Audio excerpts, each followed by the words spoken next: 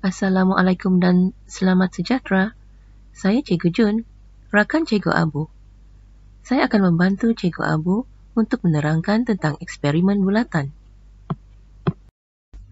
Berdasarkan sorotan literatur yang telah dibuat, peratus tahap sederhana bagi kemahiran proses sains dan lemah bagi kemahiran manipulatif menunjukkan bahawa pelajar masih belum menguasai sepenuhnya kemahiran proses sains. Untuk memahami suatu konsep sains, perlu ada pemangkin bagi meningkatkan minat dan motivasi murid. Ujian korelasi Pearson mendapati bahawa terdapat hubungan positif antara penguasaan kemahiran proses sains dan kemahiran pembelajaran abad ke-21.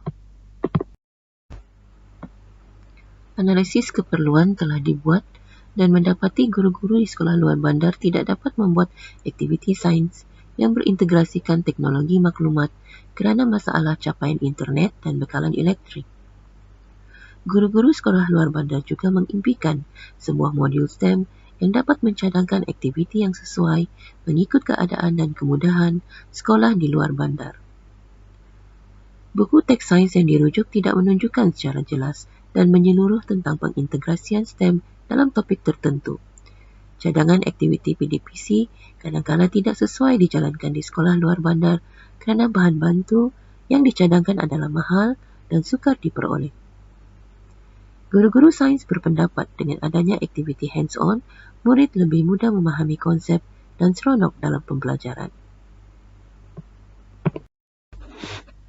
Analisis keperluan ini penting dalam membuat satu keputusan penilaian. Fasa ini penting juga dalam mengenal pasti penyataan masalah, menentukan objektif dan kesesuaian subtopik. Selain itu, analisis keperluan juga digunakan dalam pemilihan komponen modul. Pengintegrasian konsep STEM dalam eksperimen bulatan. Konsep sains mengukur, memerhati, merekod data dan kesemua kemahiran proses sains digunakan. Untuk konsep teknologi, menggunakan komputer riba yang telah di-charge sepenuhnya oleh guru dalam membuat persembahan dapatan di akhir eksperimen setelah selesai 11 stesen. Konsep kejuruteraan mengawal jumlah bahan uji kaji yang digunakan dalam mempengaruhi dapatan eksperimen. Untuk konsep matematik, mengukur tinggi, jarak, mengira daun dalam membuat pengelasan, mengira bilangan sudu untuk memasukkan serbuk natrium bikarbonat ke dalam larutan.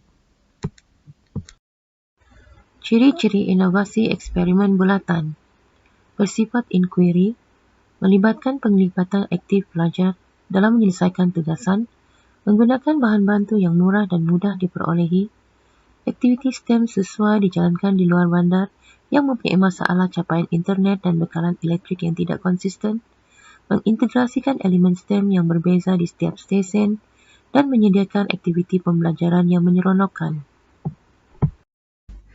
Pembahagian kumpulan melibatkan teori kecerdasan pelbagai Gardner di mana perkongsian kemahiran sesama pelajar itu wujud. Pergerakan secara aktif berlaku dalam menyelesaikan masalah atau tugasan dengan menggunakan objek-objek maujud. Baiklah, bagaimana untuk membuat eksperimen ini? Pelajar dibahagikan kepada 11 kumpulan. Pembahagian dibuat secara rawak dan pada peringkat permulaan, pelajar perlu berada di stesen masing-masing. Dengarkan bunyi loceng. Apabila loceng berbunyi, kumpulan perlu bergerak ke stesen seterusnya sehinggalah selesai 11 stesen. Baca dengan teliti arahan yang disediakan dan lengkapkan lembaran. Lembaran untuk kesemua stesen perlu dikumpul oleh setiap kumpulan. Bahan-bahan untuk membuat eksperimen ini mudah didapati di luar bandar. Contohnya, berbagai jenis daun, bahan makanan seperti garam, yeast, tepung, buah lemon, kertas, gambar keratan daripada majalah atau akhbar, jam, bahan gitar semula seperti botol mineral. Selain itu, bahan-bahan seperti kunci, pemadam, pembaris, kepingan, kayu dan polistirin. Objektif di setiap stesen adalah berbeza. Stesen 1, memerhati kepingan daun. Stesen 2, mengelaskan ciri sepunya daun. Stesen 3, ukur panjang dan lebar daun. Stesen 4, menginfluence daya apungan objek. Stesen 5, meramal penembusan cahaya pada objek. Stesen 6, berkomunikasi. Stesen 7, membanding saiz dough. Stesen 8, mentafsir data untuk menjawab soalan.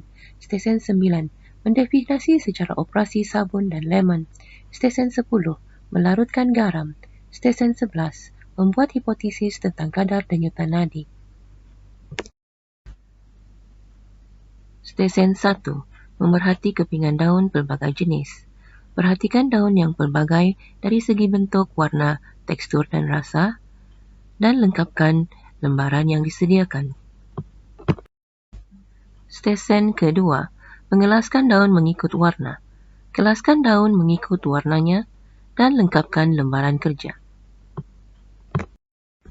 Stesen ketiga, mengukur panjang dan lebar daun menggunakan pembaris, seterusnya melengkapkan jadual.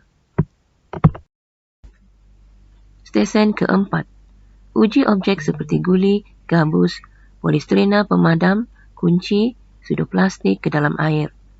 Perhatikan objek yang terapung dan tenggelam, berikan inference anda. Lengkapkan lembaran kerja yang disediakan. Stesen kelima, meramal keupayaan objek ditembusi cahaya dengan menyuluh objek menggunakan penunjuk laser. Adalah diingatkan anda semua supaya berhati-hati apabila menggunakan penunjuk laser. Penunjuk ini tidak boleh dihalangkan ke mata rakan anda. Stesen keenam, mendengar maklumat yang diberikan oleh rakan dalam kumpulan. Seterusnya anda perlu meneka objek dan menulis dapatan dan penerangan dalam lembaran yang disediakan. Stesen ketujuh, memerhati paras dough pada peringkat permulaan dan terkini. Ukur tinggi, jarak dan masa. Stesen ke-8, memerhati beberapa kepingan kertas mengandungi data di atas meja. Seterusnya berbincang dalam kumpulan anda dan isikan tempat kosong dalam lembaran kerja. Stesen ke-9, memberikan definisi secara operasi bagi lemon dan sabun. Mencelupkan hujung dua kertas litmus yang berbeza ke dalam cecair sabun dan jus lemon. Seterusnya lihat perubahan dan lengkapkan lembaran kerja. Stesen ke-10, jalankan aktiviti dan catat masa garam untuk larut. Kenal pasti pemboleh ubah dan tuliskan pemboleh ubah dalam ruangan lembaran. Stesen ke-11, catat bilangan denyutan nadi pada aktiviti yang berbeza. Berikan hipotesis anda di ruangan yang disediakan. Untuk mengukuhkan lagi kemahiran proses sains yang telah dipelajari oleh pelajar, satu aktiviti pengembangan iaitu eksperimen yang bertujuan untuk mengkaji perbezaan saiz belon terhadap sukatan serbuk natrium bikarbonat dijalankan pada sesi PDPC yang seterusnya. Gambar-gambar ini menunjukkan para pelajar tahun 4 sedang membuat eksperimen. Seramai 33 orang pelajar sekolah rendah luar bandar terlibat dalam menjalankan eksperimen ini. Dapatan analisis one-way ANOVA repeated measures menunjukkan nilai greenhouse gaser mempunyai perbezaan yang signifikan sebelum dan selepas aktiviti STEM iaitu eksperimen bulatan dijalankan. Dapatan pairwise comparison pula menunjukkan pencapaian skor min meningkat dari 3.121 kepada 6.030. Gambar plot pada Raja 2 menunjukkan peningkatan min skor pencapaian kemahiran saintifik pada 4 selang masa pengujian. Ini bermakna aktiviti eksperimen bulatan dapat meningkatkan penguasaan kemahiran proses sains pelajar sekolah rendah luar bandar.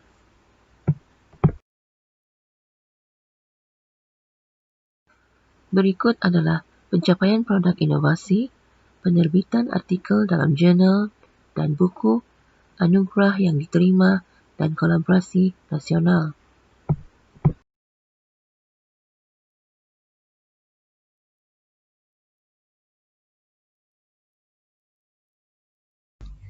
Sekian sahaja penerangan daripada saya dan terima kasih. Sampai jumpa lagi.